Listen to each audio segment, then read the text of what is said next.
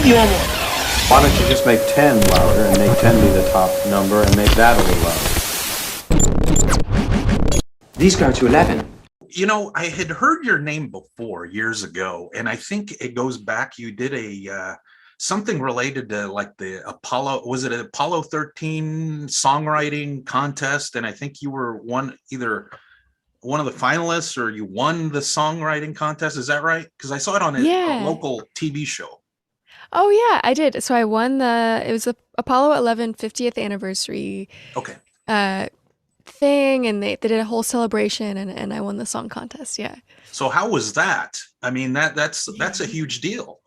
It was amazing. It was such an incredible and unique experience because I got to go to the Space and Rocket Center for the big gala, and I performed the song for the astronauts and their families and NASA scientists, and it's probably the coolest audience ever, and it was an amazing experience just to be there and to see the Space and Rocket Center and just realize how big some of those rocket ships are. They're just giant, and it's just amazing to see and be in that space, and it's really inspiring, and it was just such an incredible experience. Right. And as far as for exposure wise, I mean, did that give you a little bit of a pop as far as exposure, having won something like that or participate in something like that?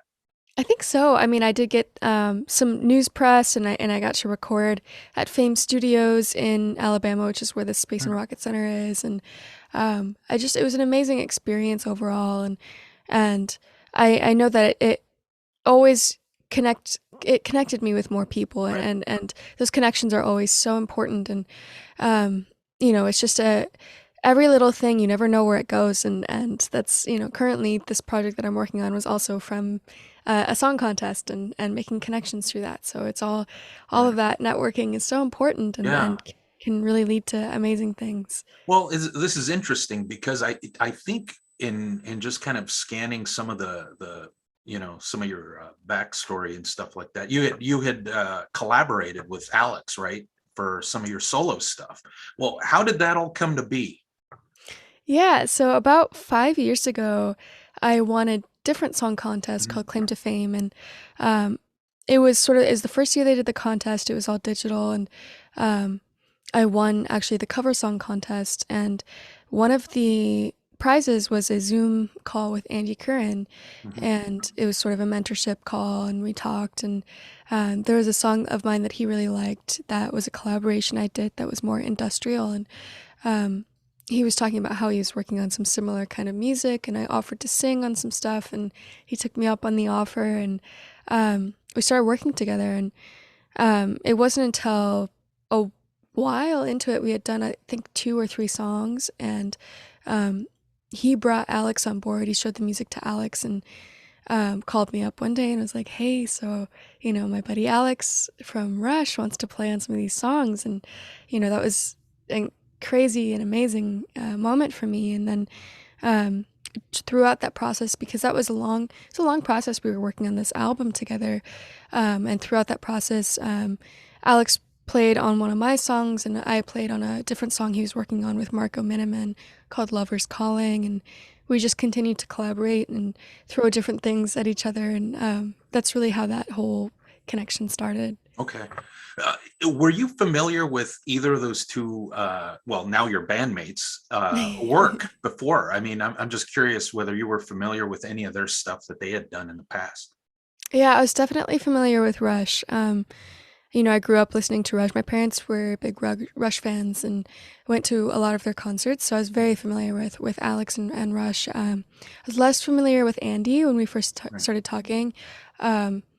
I think it's especially, the difference between Canadian music scene and the music scene in the US, and I was less familiar with Coney Hatch, but as we've collaborated together, I've listened to a lot more of Coney Hatch and Andy's previous works and his solo record, and obviously they're both incredibly talented musicians, and it's really an honor to get to work with them.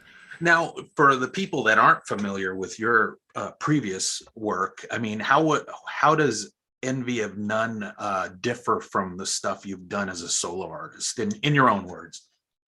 Yeah, I think, I really like to diversify in general, and I don't like to put myself into a box musically, but I would say that most of the music that I've released so far as a solo artist has been more indie, folk, pop in that vein.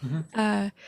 But the stuff with, with Andy and Alex, this record is more industrial, as I was saying, and I had dabbled in it a little bit before in some other collaborations, and I've done some more electronic stuff as well. But this record is very, it's heavier, it's more rock, it's more industrial, it's more electronic. It's very, it's a lot darker and a lot Mhm. heavier and grittier than my usual stuff. But it's been a lot of fun. I've really enjoyed the process of trying to, write vocal melodies and pieces and songs and sort of that different vein and collaborate in that vein has been really fun. Mhm. So how did well, I know you had developed that relationship with Andy and Alex, and at what point do they pitch to you the idea of making this a band, and how did you feel about that, taking the next step in making a full-length record of material with these two? Yeah, I think we had probably 4 songs, and we were like, "Well, let's just release it as an EP, just as Mhm. sort of a project," you know? We hadn't really called it a band, especially at that point, and, um, and then we just kept making music, and then pretty soon we had 8 songs, and then it was like, "Okay, well, maybe we should just make a whole album," and, it just grew very naturally, and at the point we had basically a whole album is when we sort of decided to pursue maybe actually releasing it under a label and everything, and, um, one of the drummers that drummed on some of the tracks actually came up with the band name, Mm, and, and if you ask Alex, especially, he'd be like, "It's not really a band, it's more of a project. We haven't really played in the right. same space together," and, obviously his band is Rush, and it's always going to be Sure. Rush, but it's really exciting to be part of this project together and make music together, and, um, I think it just all of it grew very naturally and Yeah. progressed naturally. So jumping back before I forget, because the what's interesting is the name. So you mentioned, the name was thrown out there. What was the circumstance behind that coming up as far as the Yeah. name? I think, it was around the time we were talking about releasing stuff, and we had a temporary name that Andy had came up with that was called Middle of Nowhere, Hmm. and that's sort of our working title for a while, and we had a little bit of a different, I guess, style for the graphics that we were looking at. We were kind of like looking at, a flower growing in cement or some sort of, a flower in the desert or something like that was kind of like our original plan for graphics and the design of things, and it was a little bit more towards like classic rock Hmm. imagery and stuff, um and then we decided as it got more serious, we're like, okay, well, maybe we should think about it a little bit more, and David offered that name. He had been saving since college, and Oh, he's like, wow. Okay. yeah, I always thought someday I'd use this for a band name, and I never did, and it was from a quote from like a Julius Caesar quote or something, and it was uh, something he had just memorized since college, and he sent it Wow. to us. And So it had been hanging around in his memory banks for a while. yeah, yeah, and that was David Steinberg, and he was in a few really great bands too in Canada, and and he's been so great and so helpful, and he played on a lot of tracks, and then once we had the band name, Andy started exploring different sort of style approaches for the graphics, and he approached a friend of his that was a photographer for a company called Plastic, and he had done That's these a cool photos. cover. Yeah, yeah, and I think it was originally an advertisement for a purse company, and that's Mhm. actually originally what they were holding in their hands was purses, Oh, but they were instead of the yeah, instead of the capsules, right? pills, yeah, but they were actually very pill-shaped purses to begin Okay. with, like, they didn't have to change them much, Right.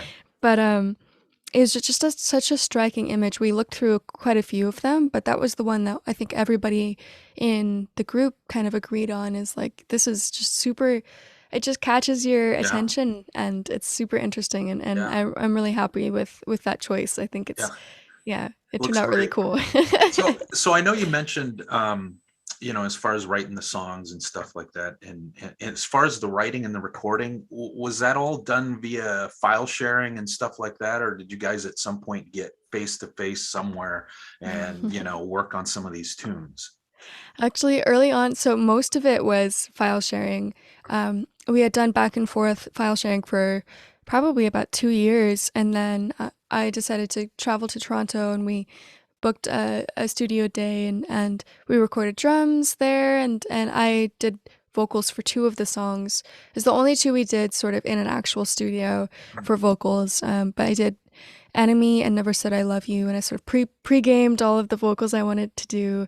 I get super stressed out in like actual studio situations because I'm so used to being able to sort of, I don't know, take my time, be leisurely about it in my own studio space. Right.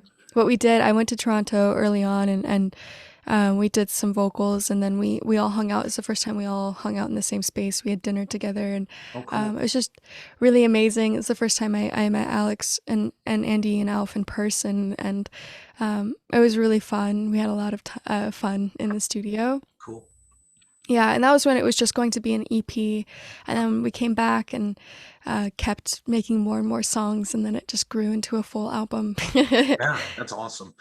So as far as the material that's on the record and made the record, is that all the stuff that's in existence from these writing sessions, or is there stuff that you guys are tucking away for perhaps another run at another EP, an EP, or another full length?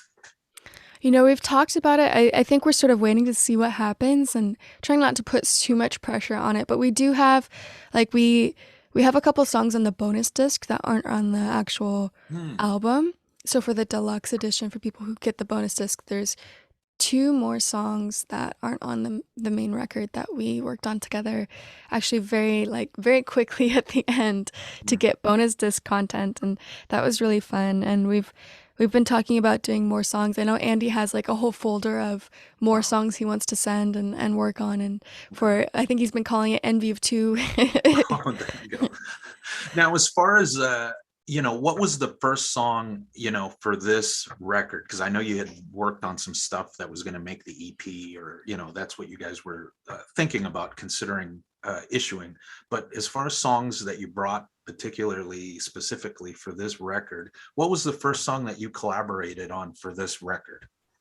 That was actually Shadow. Andy had sent me a big folder of ideas that he had sort of just sitting around, and I listened to all of them, and that was the first one that really caught my attention, and I started hearing ideas for it. And so that was the very first one. That was before Alex was on board. It was just Andy and Alf and I, and Shadow was that first one that really, got me inspired, and I recorded all those ideas, and that was a long time ago now. That was like 5 years ago, uh, and I was still learning how to record and stuff. Like, I didn't have as good of a recording program for my vocals, was just sort of demoing things out. And then once I recorded the actual vocals, I got help from my co-producer. But then later on, because, as time went on, I got better at recording myself. I did a lot more of my own recording towards the end of the process. But yeah, that was my first baby song, was Shadow.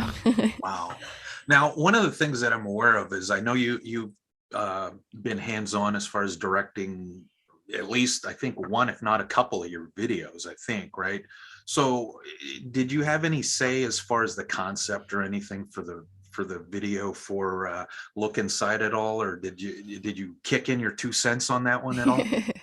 I didn't actually. It's been interesting for this process. I am very used to, in my own music, directing music videos, and I co-produce a lot of my own music, and I did co-produce this record as well. But as far as the video, I really didn't. I took a very hands-off approach for it, and they had this great cinematographer, Jaden Martel, and that was in Toronto. This very latest time I went, I've only gone twice, but the second time was to sort of celebrate the album release, and then we filmed a little video while we were there, and it was very relaxed. We just got this cool space, this studio space that had these really cool rooms, and he ordered a bunch of capsules off of Amazon. We Right. sort of just had fun with it, Yeah. had a couple of different looks, and then it really came together in the edit, and he did a great job with it. Right. And I think you had done some kind of a lyric video, I think, before, right? For the one. Yeah. But is there a chance there's going to be another video? Yeah, it's actually, we're Okay. about to release another video. It doesn't have me in it, but it's a music video for Never Said I Love You. Oh, love that one. Yeah. Yeah, that's one of my faves. All right, cool. Now, I know, the obvious question is, hey, when are you guys going to perform any of this? And as far as where Alex is at this point in time, it sounds like he's not all about doing a full scale tour anymore. But has there been talk about doing anything on a smaller scale, as in hitting some major cities and performing some of this stuff? We've talked about the possibility of it. I think similarly, we're sort of waiting to see what happens. I know there's been a lot of people asking and wanting to see it live, which is really exciting for me. And I think, I know that Alex and Andy probably don't want to do any sort of big tours anymore. They spend a lot of their live touring, and Yeah. that can be pretty exhausting and grueling. And but I think there's a chance we might do something small, or just a few one-off shows, or maybe like online performances, or a few just like special Mhm. shows together would be really fun. And we've definitely talked about it, so I hope so. Cool. Now, here's a question. So if you were, if it was up for consideration to do a Rush tune, is there a particular one that you would want to do in a Envy of None set? Ooh, that's really tough. That's really tough. I'd almost not want to, because I feel like, I think one of the things that Alex has really talked about is that, this isn't Rush, and it's not related to Rush, and it's not Rush, and I think a lot of fans sort of expect Rush from Alex, so I Mhm. feel like he probably wouldn't want to. I Mhm. do think I have thought about doing a cover on my own, and Okay. maybe What would that maybe be? Any throwing one in there. ideas? Any I talked about actually doing a Limelight with my cool. friends Dreadlight, and we talked about doing that together. And then there's is it The Garden? Uh, could be really cool. It's one of their later songs, and I feel like there's just such a diverse array of songs. There's so many albums out, and so many to choose from. It's really hard, but Right. um, yeah, I feel like if I were to do one, it probably wouldn't be with these guys, because I respect that he's separating the two worlds, and I could never be Geddy Lee, I could never Sure. be any sort of Right. replacement for anybody, but I could make it a little different, make it a Maiah Wynne version for sure, but Sure. I totally respect that from Alex. Right. Now, thinking back, I know you were talking earlier, your parents are Rush fans and stuff like that, but is there a particular rock band that you're a huge fan of? Or bands? I don't know, there might be a couple, two or Mm. three out there that you're really, really liking a lot. Yeah, I mean, I've always been a big fan of Red Hot Chili Peppers and Nirvana, especially growing up in the Northwest. They have a whole museum dedicated to Nirvana, so I remember going to that when I was younger, and that was really influential on me. And I always wanted to be in a rock band when I was younger, so I feel like those two, especially growing up, influenced me a lot. And I listened to Red Hot Chili Peppers a lot growing up. um, yeah, those would be my answers for sure. Now, you yourself, have you ever had any stage fright? Because I would imagine, especially being a sort of solo artist, and you said you come more from the from the folk type music, and that's usually just stripped down. It's just yourself and your acoustic guitar or piano or something like that. Have you had any bouts with that, and how have you combated stage fright?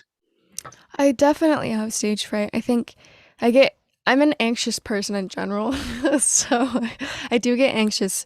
Especially it's really just the first, I'd say, 10% of the show. It's like it's that first song, it's getting out there, getting on stage in front of people for the first time, that really is the most anxiety inducing. But once I'm on stage, and I'm warmed up to the crowd and I'm warmed up to the environment, it gets easier and easier throughout the concert, throughout the performance. And um, I think a big part of it too is that I'm less anxious on a stage, and I have a lot more confidence on stage than I do in conversations with people and one-on-one conversations. And but I definitely get stage fright, and I've noticed that even pretty big artists that I've watched sound check and then perform, I've noticed they get stage fright still too. And that was actually really reassuring for me, is that, like, I think for some people it doesn't ever really go away. You just get used to the process of it and what that feels like and how to sort of just continue on through it, Right. Okay. Well, hey, thank you for your time. I'm glad we were able to connect after that mishap. Me too. Are you Thanks for familiar? rescheduling. I don't know how old you are exactly. I didn't want to look, but you definitely look younger than me, so we know that. But as far as, like, are you familiar with Spinal Tap? Yes, yeah.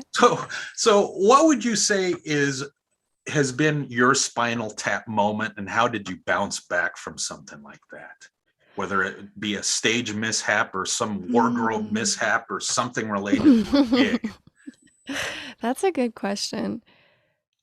I mean, I've definitely had those moments on stage. I had one I had one really bad show. I had some, I've had different band members throughout my career because I'm a solo artist usually, but for bigger shows, I like to bring people on to support the show. And sometimes you just don't have a lot of time to practice for those shows with new band members. And everybody's got different personalities and, different things that they're dealing with. And I had one show that was a pretty big show, and we were all on stage, and one of my band members, we only ever did the one show together, and she had a complete meltdown. And she felt like she couldn't hear herself, she couldn't hear the band, and which is understandable, and I don't think she was used to being on stage at that point. But like, she had a meltdown, things weren't working, there was a sound problem, our set time was running out, and I think we spent most of our set time on stage just like having some sort of like internal meltdown, and that was definitely um I guess stressful, and not the most professional set we've ever put on. And it happens. I totally had a meltdown too. Like, we were all just like, we just all just collectively gave up throughout that process. And it was, it's one of those learning moments, how to be cool under pressure and roll with the punches, I think, and I've definitely had other mishaps. I've sang wrong notes. I've forgotten lyrics in the middle of a song. I've tripped on stage. I've dropped my instrument on stage before. I've had a lot of, like, it just happens. Mishaps happen all the time. You just gotta kind of like know how to roll with it and make a joke out of it. Making a joke out of it is the best thing you can do, because it sort of like eases the awkwardness that the audience is feeling in that moment of like, are we gonna acknowledge that thing that just happened? And you just acknowledge it, you make a little joke, and you move on, and it's all good. Right. All right. Hey, well, thank you for your time. I'm glad we were able to connect again, and love the band, love the music. We'll plug it, get this online, and maybe you can share it. So there we go. Thank you for talking to knec.com, and we'll hopefully talk soon down the road. Maybe you guys make another record. Yeah, I would love that. Thank you so much. Right. Thanks for having me. Yep. Take care. You too.